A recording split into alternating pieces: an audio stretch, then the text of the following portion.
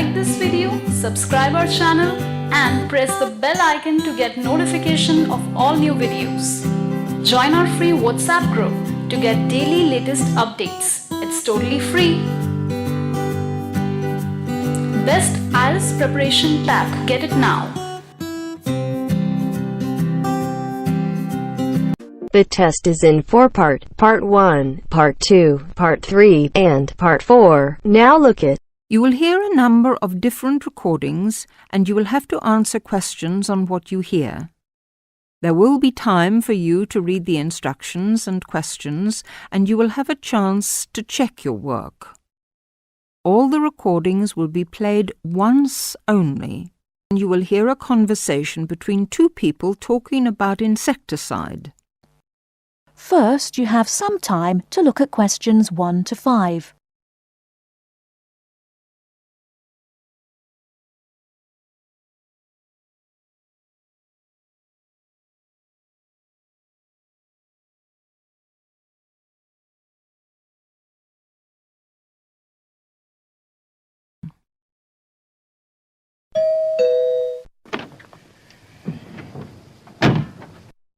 Yes? Oh, good morning, madam. I'm from Pestaway Market Research. I'm doing consumer research in this area. I wonder if you'd mind telling me, do you use Pestaway in your home? Pestaway? Oh, the insecticide thing. Well, yes, as a matter of fact, I do. What do you use it for, madam? Fleas, ants, cockroaches, woodworm? Oh, cockroaches. This is an old house, you see, and we often get cockroaches in the kitchen. I tried scrubbing and disinfecting, but it didn't seem to do much good. And then I heard a commercial about Pestaway, so I thought I'd try that. Was that on TV? No, it was radio, one of those early morning shows. You heard it advertised on the radio? Fine. And you say you use it in the kitchen. Do you use it anywhere else in the house? In the bathroom, say? Oh, no. We've never had any trouble anywhere else. We get the odd wasp in the summer sometimes, but I don't bother about them.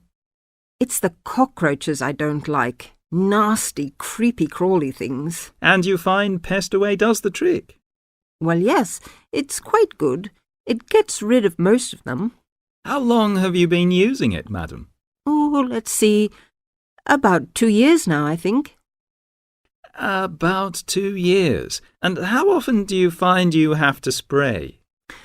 Oh, I give the kitchen a good spray round the skirtings and under the stove, you know, about every 6 weeks. Every 6 weeks or so, I see. Before you hear the rest of the conversation, you have some time to look at questions 6 to 10.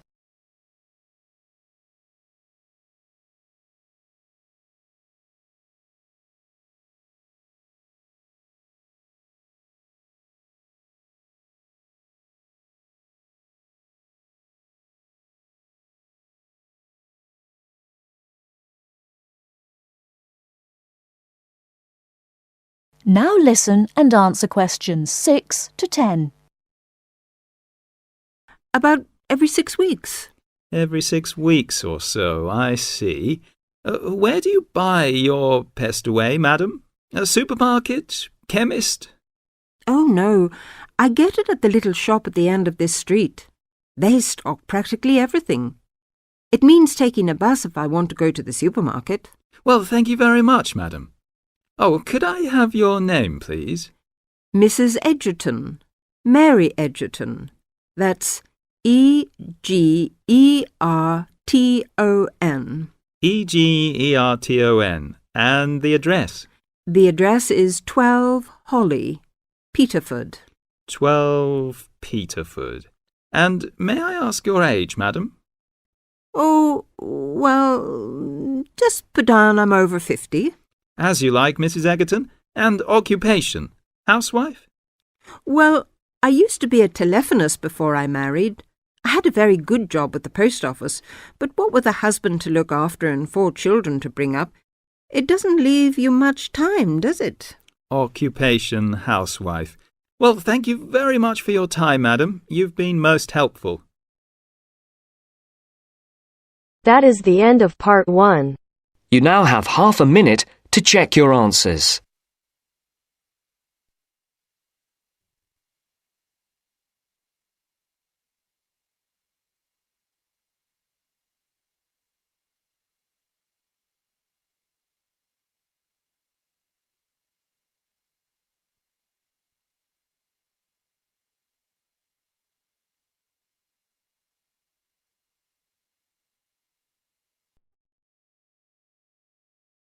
Now turns to part 2. Part 2. You'll hear 2 university students discussing experiments. First, you have some time to look at questions 11 to 15.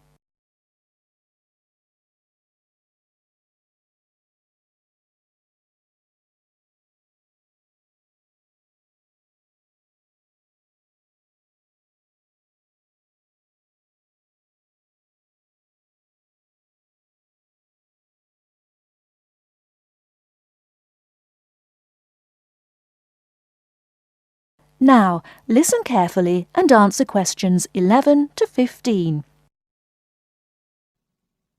Hi, Al. Sorry to interrupt you when you're having your lunch, but I wanted to ask you a favour. Oh, sure, no problem. Sit down, Josie. I've finished anyway. What do you need?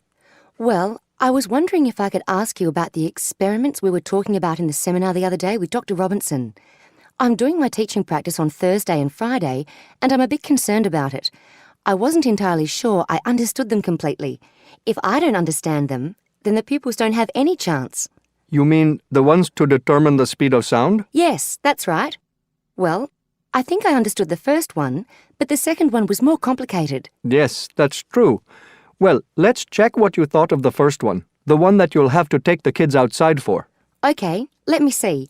Well, you need to get 2 groups to stand exactly 200 metres apart on the playing fields, and one has a bell or a loudspeaker or some other loud sound source and a flag, and the other group has a stopwatch. Yes, although it doesn't have to be 200 meters. It's just that it makes the experiment easier the more distance between them. It depends on the space available. Right. And the idea is that one group raises the flag at exactly the same moment as they make a noise, and the other group starts the stopwatch when they see the flag and stops it when they hear the noise. That's it. And then you get them to do a simple calculation of velocity equals time divided by distance. Yeah, it's a bit low-tech and it's not very accurate, but they should be able to get within about 20% of the actual figure if they're reasonably careful. Before you hear the rest of the talk, you have some time to look at questions 16 to 20.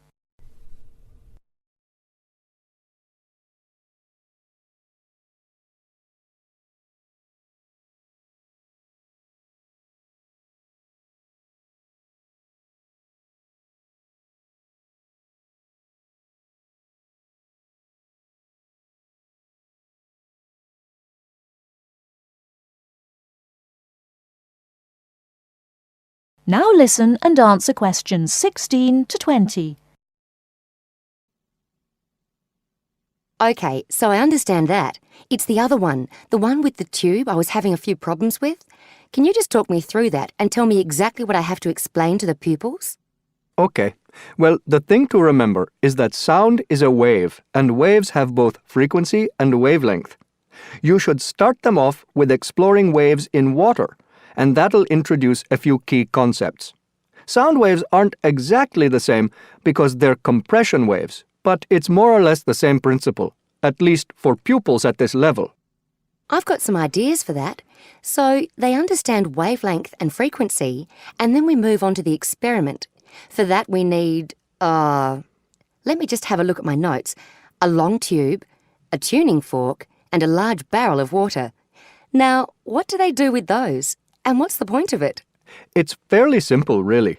You just have to remember that velocity equals wavelength times frequency. Ah, yes, that's the key, isn't it? Yes, the tuning fork is manufactured to produce a sound of a given frequency. So that just leaves you one thing to measure. The pupils hit the tuning fork so that it makes a sound and hold it toward the end of the long open tube. That makes the air vibrate. They should slowly move the tube up and down. They'll find that in some positions it gets louder. That's because of resonance. What's that again? It's when there are a whole number of waves in the column of air in the tube. It makes it louder. They then measure the length of the column of air, and they can work out the wavelength from that. And that's more accurate than the other experiment? Well, it is if the pupils take an average using different tuning forks. It should be much more accurate. Thanks, Al. That's clear to me now. I can't think of any more problems. Just make sure that the pupils keep good records. You need to tell them how important that is. Any mistakes with the maths can be corrected later, but you don't want them to have to go back and get the data again. You probably wouldn't have time for that anyway. Good advice. Yes. I just hope it goes well in the classroom now. Good luck.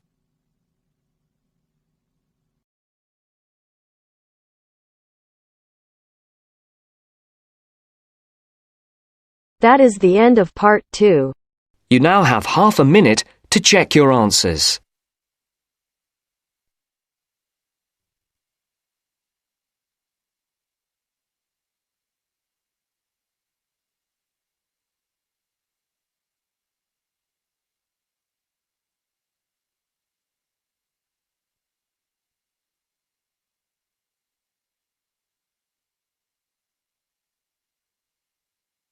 Now turns to part 3. Part 3. You will hear two geography students, Jack and Katie, talking about a field trip to Kenya in Africa. First, you have some time to look at questions 21 to 24.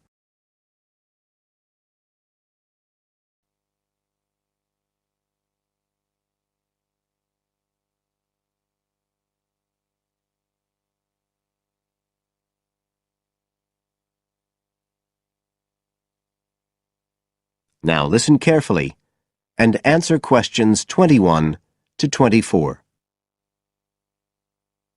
Katie, hi. Thanks for inviting me round. Oh, thanks for coming. I know you're up to your neck in finals revision, but I've got to make up my mind about next year's geography field trip, and I'd really like your advice. We've got to choose between an African trip and one in Europe. They've told us a bit about both trips in the lecture, but I really can't make up my mind, and I know you did the African one last year. That's right. So, where exactly did you go? I mean, I know it was in Kenya, in East Africa. Yes. Well, we were right up in the northwest of the country. It was beautiful. We stayed in a place called the Marich Pass Field Studies Centre. Right. Dr. Rose said the accommodation was traditional African-style cottages. He had a special name for them. Bandas. Yes, they're fine. You have to share, 2 or 3 people together. They're pretty basic, but you have a mosquito net. They don't provide spray, though, so remember to take plenty with you. You'll need it. And there's no electricity in the field centre. You'll have hurricane lamps instead. They give a good light. It's no problem. What about places to study? Dr. Rose said there was a library? Yes, but it's quite small. There's a lecture room as well, but most of us worked out in the open air. There are plenty of places outside, and it's so beautiful. You're right in the middle of the forest clearing. I gather it's a relatively unmodernized area. Definitely. They actually set up the centre there because it's on the boundaries of 2 distinct ecological zones. The mountains, where the people are mainly agriculturalists, and the semi-arid plains lower down, where they're semi-nomadic pastoralists. Before you hear the rest of the conversation, you have some time to look at questions 25 to 30.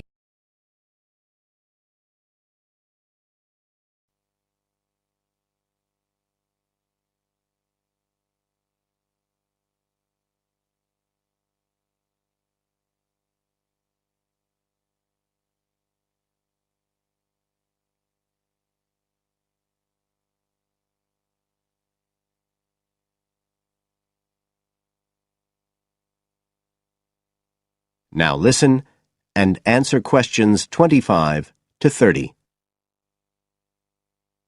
So, how much chance did you get to meet the local people there? Did you get the chance to do interviews? Yes, though we had to use local interpreters, but that was okay. Then we did field observation, of course, looking at environmental and cultural conditions, and morphological mapping. What's that? Oh, looking at the surface forms of the landscape, the slope elements and so on. What about specific projects? Yes, after the first 2 or 3 days, we spent most of our time on those. We could pretty well do what we wanted, although they all had to relate to issues concerned with development in some way. People did various things.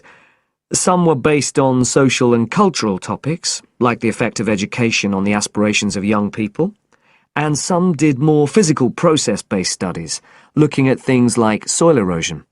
My group actually looked at issues relating to water, things like sources such as rivers and wells, and quality and so on. It was a good project to work on, but a bit frustrating. We felt we needed a lot more time, really. Right. Dr. Rowe did say something about limiting project scope. Yes, he told us that too at the beginning, and I can see why now. What else?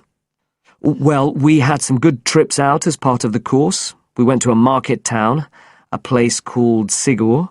That was to study distribution. And to look at agricultural production, we went to the Weiwei Valley. That's an important agricultural region. And what about animals?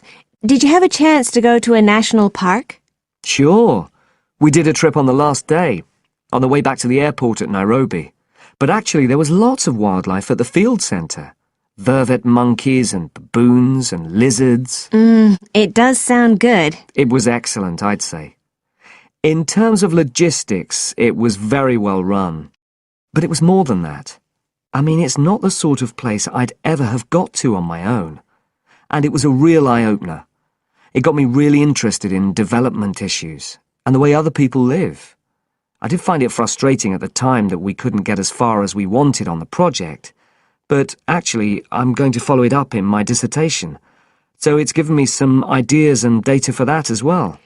So you'd say it was worth the extra money? Definitely. That is the end of part 3. You now have half a minute to check your answers.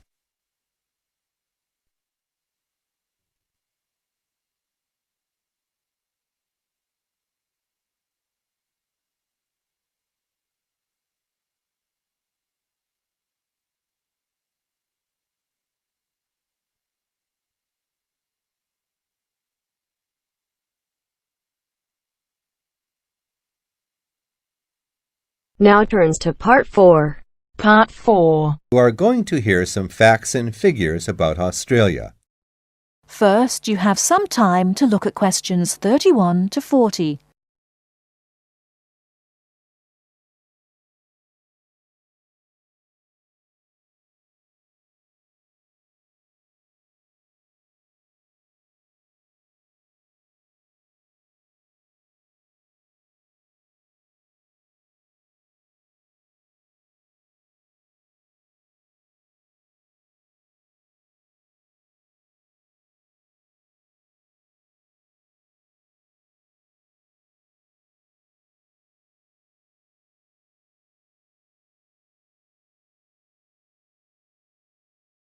Now, listen carefully and answer questions 31 to 40.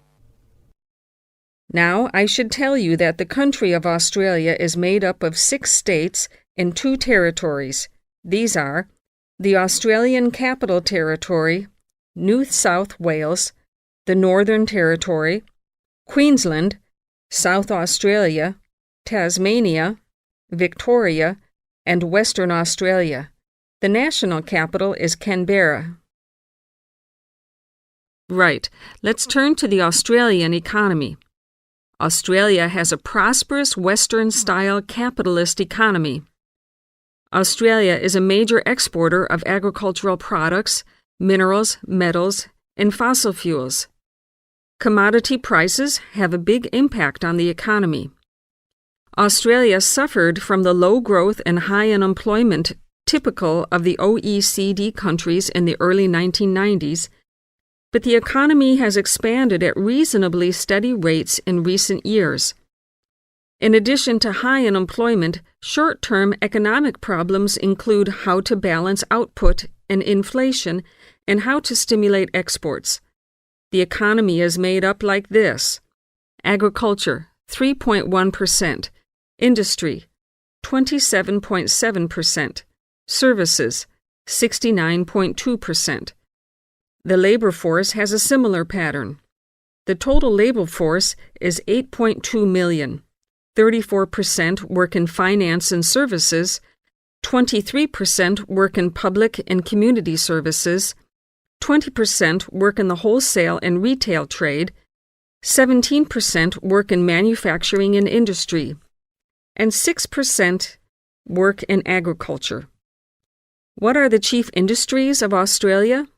They are mining, industrial, and transport equipment, food processing, chemicals, and steel. What are Australia's main agricultural products? They are wheat, barley, sugarcane, fruit, cattle, sheep, and poultry. And who do we sell our products to? At present, our chief export market is Japan, which takes 24% of our exports. After that, South Korea takes 8%, and New Zealand and the U.S. each take 7%. In years to come, however, we expect China to become a significant trade partner. China already supplies 5% of Australia's imports. This is the same amount as New Zealand. Meanwhile, we take 1/5, in fact 22% of our imports from the U.S., 17% from Japan, and 6% from the UK. So what sort of things does Australia import? Well, we import a lot of machinery and transport equipment, especially computers and office machines, also telecommunications equipment, and in addition we have to import oil and petroleum products. So let's move to the subject of communications in Australia. We have an estimated 8.7 million telephones and 9.2 million televisions. There are some 134 television broadcast stations and 325 radio stations. The related subject of transport is naturally very important in such a big country as Australia. Let's look at highways first. There are two kinds of highways, paved and unpaved. Paved highways are regular roads with a permanent surface. But actually, we have more unpaved highways, around 60%, than paved, when all the country roads are included. In addition, Australia has a railway network of over 38,000 kilometers. But you'll probably find it hard to believe how many airports we've got. 10? 20? 50? No, the total is 443. Of course, this includes many short runways on farms and in the outback. There are only 9 airports with runways of more than 3,000 meters.